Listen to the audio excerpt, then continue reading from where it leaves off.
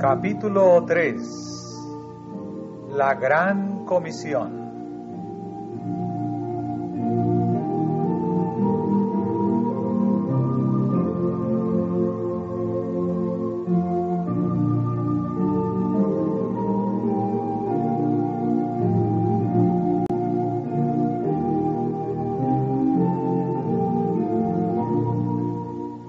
Después de la muerte de Cristo, los discípulos estuvieron a punto de ser vencidos por el desaliento. Su Señor había sido rechazado, condenado y crucificado. Los sacerdotes y gobernantes habían declarado con sorna: a otros salvó, a sí mismo no puede salvar. Si es el Rey de Israel, descienda ahora de la cruz y creeremos en él. El sol de la esperanza de los discípulos se había puesto y la noche había descendido sobre sus corazones.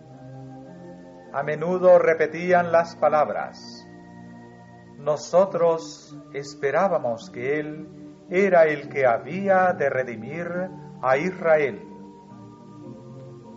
Solitarios y con el corazón quebrantado, recordaron sus palabras. Porque si en el árbol verde hacen estas cosas, en el seco, ¿qué se hará?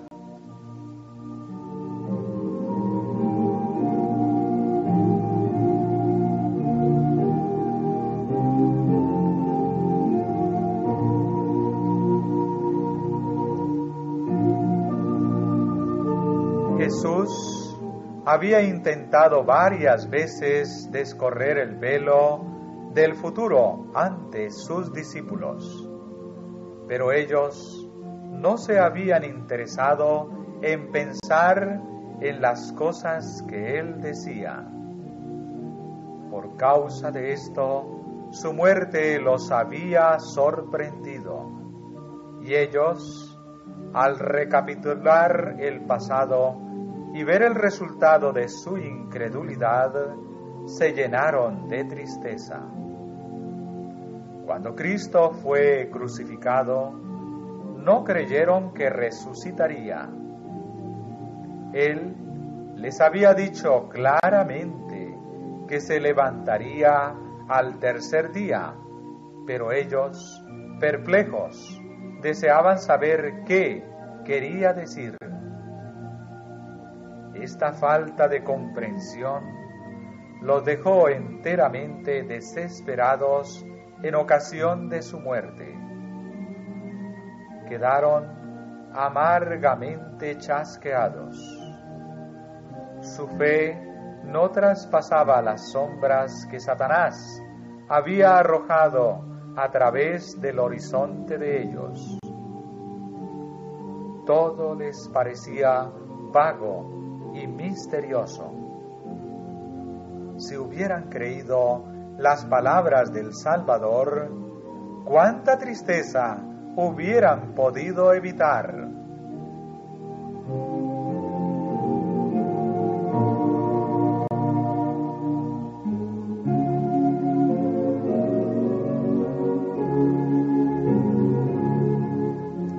Aplastados por el desaliento, la pena y la desesperación, los discípulos se reunieron en el aposento alto y cerraron y atrancaron las puertas, temiendo que pudiera sobrevenirles la misma suerte de su amado Maestro.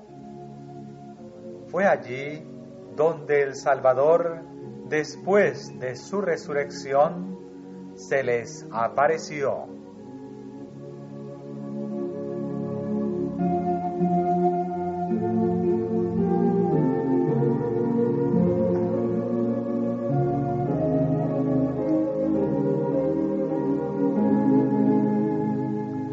Por 40 días Cristo permaneció en la tierra, preparando a los discípulos para la obra que tenían por delante y explicándoles lo que hasta entonces habían sido incapaces de comprender.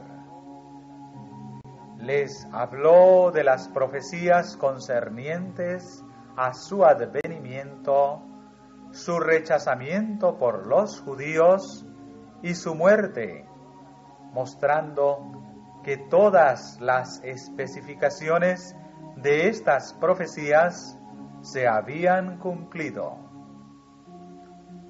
Les dijo que debían considerar este cumplimiento de las profecías como una garantía del poder que los asistiría en sus labores futuras.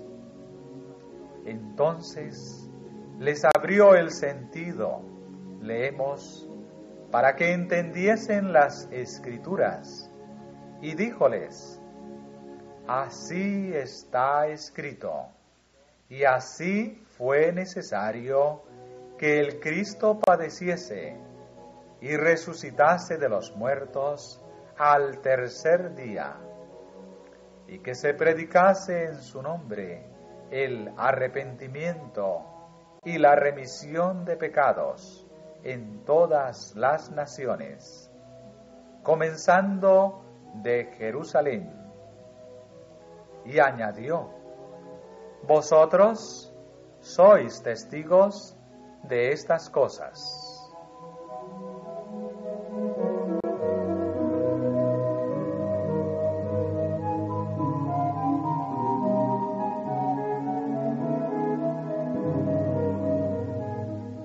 Durante estos días que Cristo pasó con sus discípulos, obtuvieron ellos una nueva experiencia.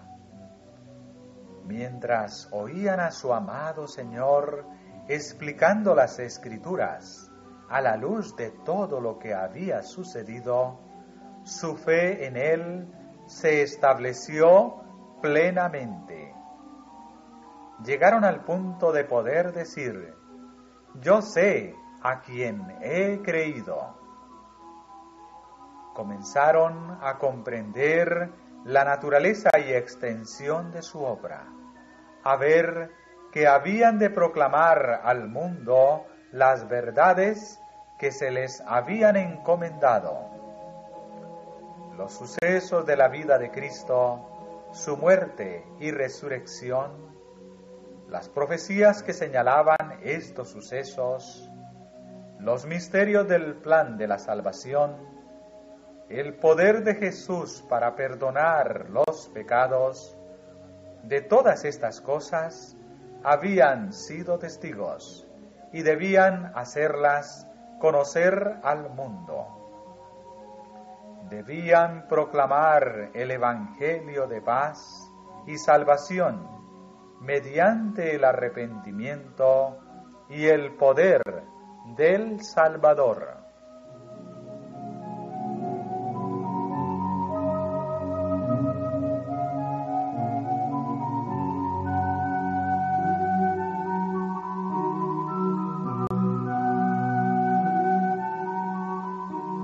Antes de ascender al cielo, Cristo dio a los discípulos su comisión.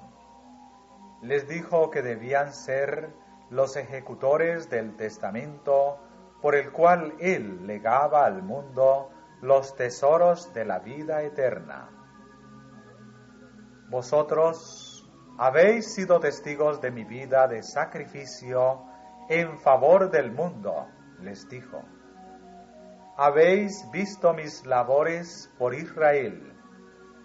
Y aunque mi pueblo no quiso acudir a mí para poder tener vida, a pesar de que los sacerdotes y gobernantes han hecho conmigo lo que querían, aunque me han rechazado, tendrán todavía otra oportunidad de aceptar al Hijo de Dios. Habéis visto que recibo libremente a todos los que acuden a mí confesando sus pecados. Al que a mí viene, no lo echaré fuera de ninguna manera. os encomiendo a vosotros, mis discípulos, este mensaje de misericordia. Ha de darse tanto a los judíos como a los gentiles. Primero a Israel y entonces a todas las naciones, lenguas y pueblos. Todos los que crean integrarán una iglesia.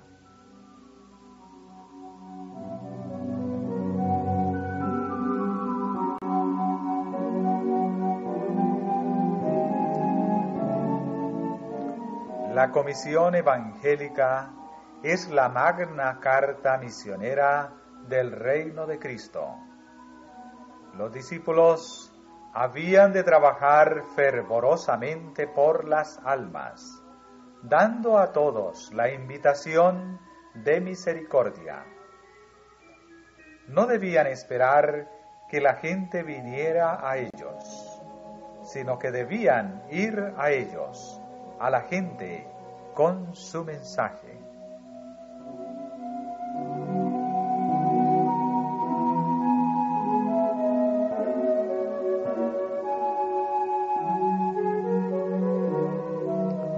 Los discípulos habían de realizar su obra en el nombre de Cristo.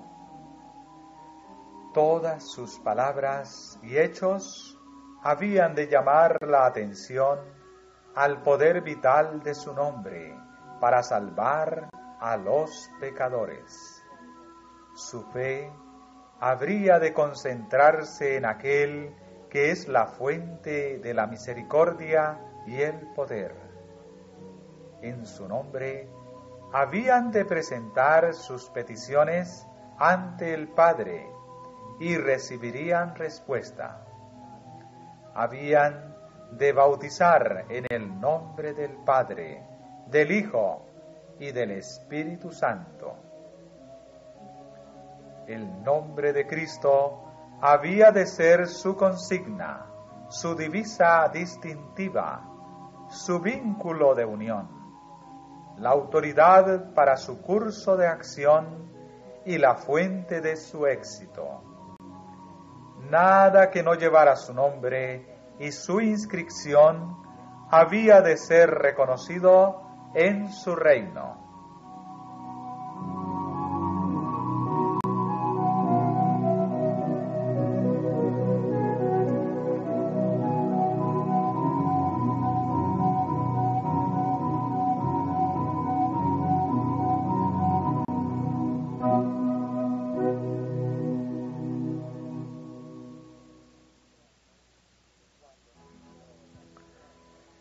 Cuando Cristo dijo a sus discípulos, «Salid en mi nombre para traer a la iglesia a todos los que crean», les presentó claramente la necesidad de conservar la sencillez.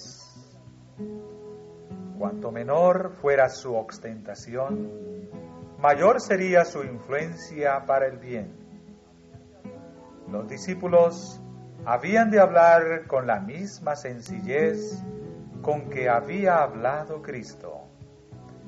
Debían impresionar en sus oyentes las lecciones que Él les había enseñado.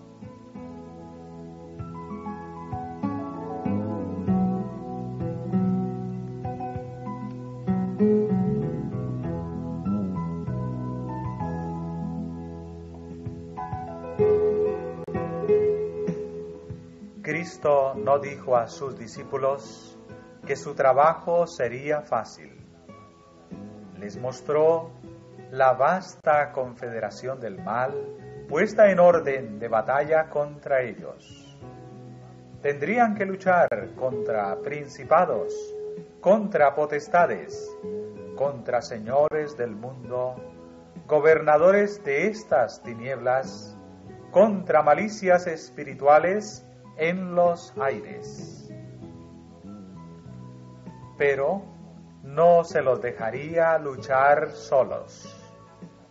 Les aseguró que Él estaría con ellos y que si ellos avanzaban con fe, estarían bajo el escudo de la omnipotencia. Les ordenó que fuesen valientes y fuertes, porque uno más poderoso que los ángeles estaría en sus filas, el general de los ejércitos del cielo. Hizo amplia provisión para la prosecución de su obra y asumió él mismo la responsabilidad de su éxito. Mientras obedecieran su palabra y trabajasen en comunión con él, no podrían fracasar. Id a todas las naciones, les ordenó. Id a las partes más alejadas del globo habitable, y estad seguros de que aún allí mi presencia estará con vosotros. Trabajad con fe y confianza, porque yo no os olvidaré nunca. Estaré siempre con vosotros, ayudándoos a realizar y cumplir vuestro deber, guiándoos, alentándoos, santificándoos, sosteniéndoos y dándoos éxito en hablar palabras que llamen la atención de otros al cielo.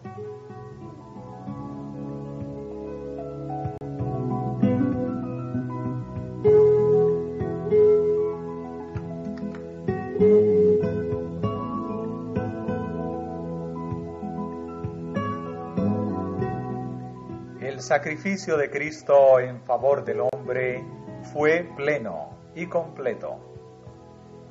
La condición de la expiación se había cumplido. La obra por la cual Él había venido a este mundo se había efectuado. Él había ganado el reino. Se lo había arrebatado a Satanás y había llegado a ser heredero de todas las cosas. Estaba en camino al trono de Dios para ser honrado por la hueste celestial. Revestido de autoridad ilimitada, dio a sus discípulos su comisión. Por tanto, id y doctrinad a todos los gentiles, bautizándolos en el nombre del Padre y del Hijo y del Espíritu Santo, enseñándoles que guarden todas las cosas que os he mandado. Y he aquí, yo estoy con vosotros todos los días hasta el fin del mundo.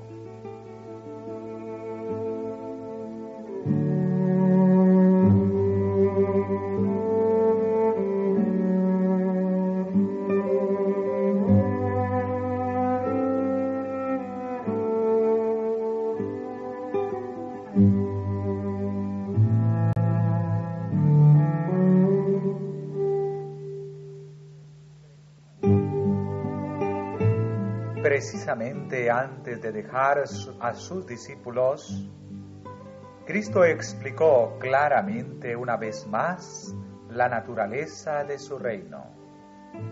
Les recordó las cosas que les había dicho anteriormente respecto a ese reino. Declaró que no era su propósito establecer en este mundo un reino temporal. No estaba destinado a reinar como monarca terrenal en el trono de David. Cuando los discípulos le preguntaron: Señor, ¿restituirás el reino a Israel en este tiempo? Él respondió: ¿no toca a vosotros saber los tiempos o las sazones que el Padre puso en su sola potestad. No era necesario para ellos penetrar más en el futuro de lo que las revelaciones que Él había hecho los capacitaban para hacerlo. Su trabajo era proclamar el mensaje evangélico.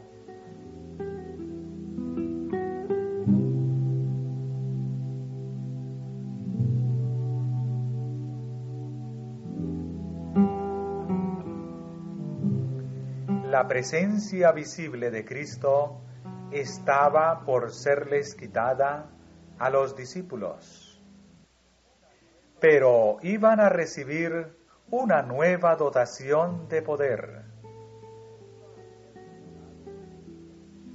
Iba a serles dado el Espíritu Santo en su plenitud, el cual los sellaría para su obra. He aquí, dijo el Salvador, yo enviaré la promesa de mi Padre sobre vosotros, mas vosotros asentad en la ciudad de Jerusalén, hasta que seáis investidos de potencia de lo alto. Porque Juan a la verdad bautizó con agua, mas vosotros seréis bautizados con el Espíritu Santo, no muchos días después de estos. Mas recibiréis la virtud del Espíritu Santo que vendrá sobre vosotros, y me seréis testigos en Jerusalén, y en toda Judea, y Samaria, y hasta lo último de la tierra.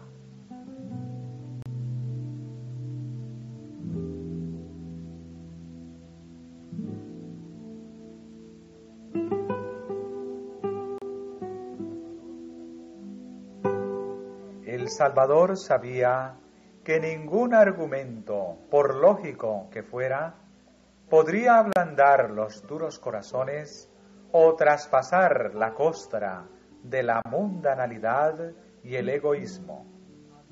Sabía que los discípulos habrían de recibir la dotación celestial, que el Evangelio sería eficaz solo en la medida en que fuera proclamado por corazones encendidos y labios hechos elocuentes por el conocimiento vivo de aquel que es el camino, la verdad y la vida. La obra encomendada a los discípulos requeriría gran eficiencia, porque la corriente del mal que fluía contra ellos era profunda y fuerte. Estaba al frente de las fuerzas de las tinieblas un caudillo vigilante y resuelto, y los seguidores de Cristo podrían batallar por el bien solo mediante la ayuda que Dios, por su Espíritu, les diera.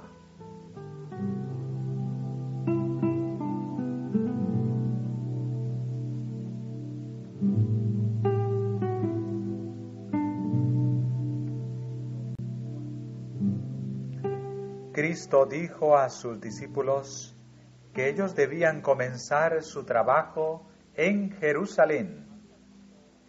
Esa ciudad había sido el escenario de su asombroso sacrificio por la raza humana. Allí, cubierto con el vestido de la humanidad, había caminado y hablado con los hombres, y pocos habían discernido cuánto se había acercado el cielo a la tierra. Allí había sido condenado y crucificado. En Jerusalén había muchos que creían secretamente que Jesús de Nazaret era el Mesías, y muchos que habían sido engañados por los sacerdotes y gobernantes. El Evangelio debía ser proclamado a estos. Debían ser llamados al arrepentimiento. Debía aclararse la maravillosa verdad de que sólo mediante Cristo puede obtenerse la remisión de los pecados. Y mientras Jerusalén estaba agitada por los conmovedores sucesos de pocas semanas atrás, era cuando la predicación de los discípulos haría la más profunda impresión.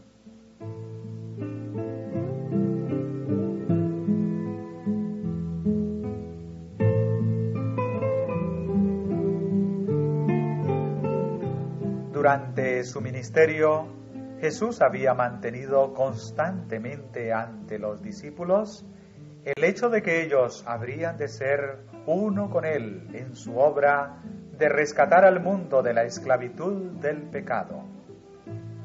Cuando envió a los 12 y más tarde a los 70 a proclamar el reino de Dios, les estaba enseñando su deber de impartir a otros lo que Él les había hecho conocer. En toda su obra los estaba preparando para una labor individual que se extendería a medida que el número de ellos creciese y finalmente alcanzaría a las más apartadas regiones de la tierra.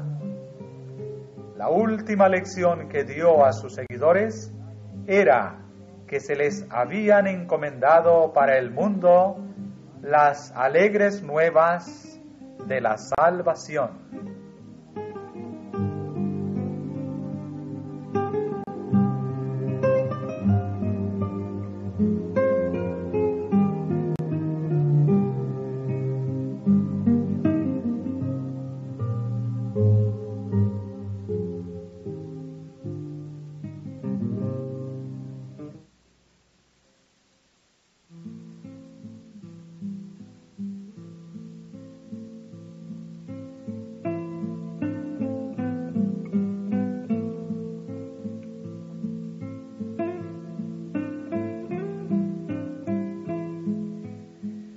Cuando llegó el momento en que debía ascender a su Padre, Cristo condujo a los discípulos hasta Betania.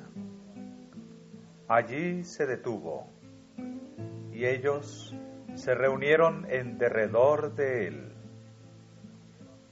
Con las manos extendidas en ademán de bendecir, como asegurándoles su cuidado protector, ascendió lentamente de entre ellos.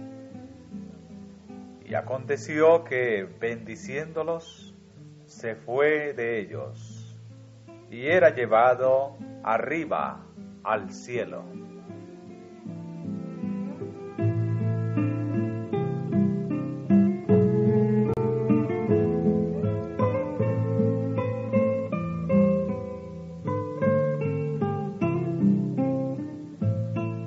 Mientras los discípulos estaban mirando arriba para recibir la última vislumbre de su Señor que ascendía, Él fue recibido en las gozosas filas de los ángeles celestiales. Mientras estos ángeles lo escoltaban a los atrios de arriba, cantaban triunfalmente: reinos de la tierra, cantad a Dios, cantad al Señor, al que cabalga sobre los cielos de los cielos. Atribuid fortaleza a Dios. Sobre Israel es su magnificencia, y su poder está en los cielos.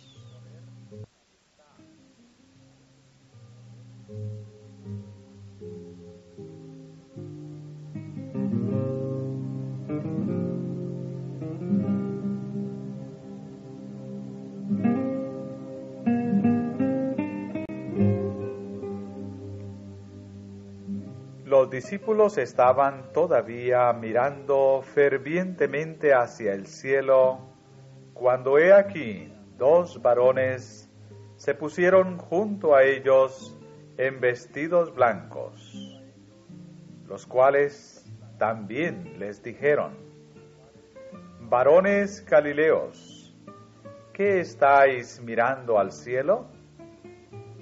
Este mismo Jesús que ha sido tomado desde vosotros arriba en el cielo, así vendrá como le habéis visto ir al cielo.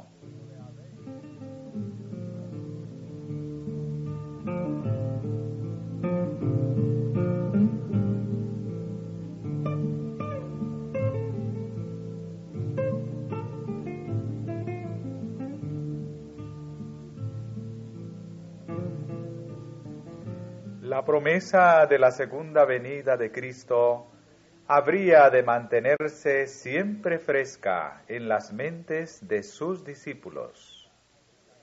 El mismo Jesús, a quien ellos habían visto ascender al cielo, vendría otra vez para llevar consigo a aquellos que aquí estuvieran entregados a su servicio. La misma voz que les había dicho: he aquí, yo estoy con vosotros todos los días hasta el fin del mundo, les daría la bienvenida a su presencia en el reino celestial.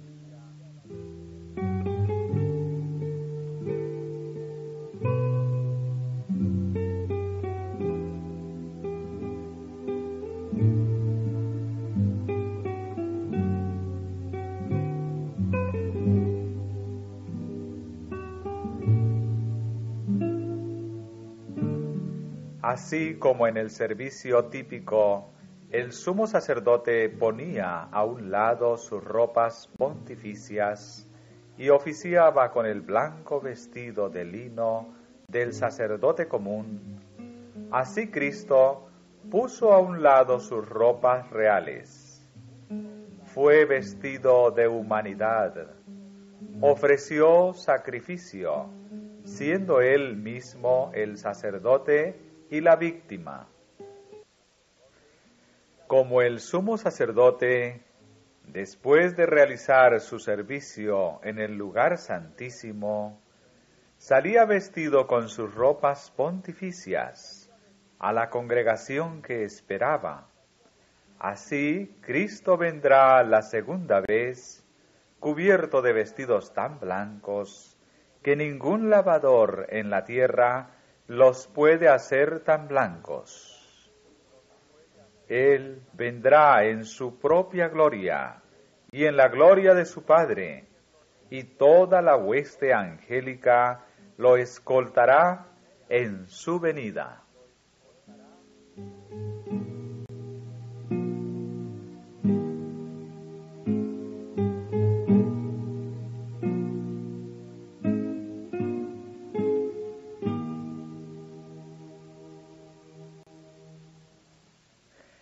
Así se cumplirá la promesa de Cristo a sus discípulos: vendré otra vez y os tomaré a mí mismo. A aquellos que le hayan amado y esperado, los coronará con gloria, honor e inmortalidad. Los justos muertos se levantarán de sus tumbas, y los que estén vivos serán arrebatados con ellos al encuentro del Señor en el aire. Oirán la voz de Jesús, más dulce que ninguna música que hayan sentido alguna vez los oídos mortales, diciéndoles: vuestra guerra ha terminado. Venid, benditos de mi Padre, heredad el reino preparado para vosotros desde la fundación del mundo.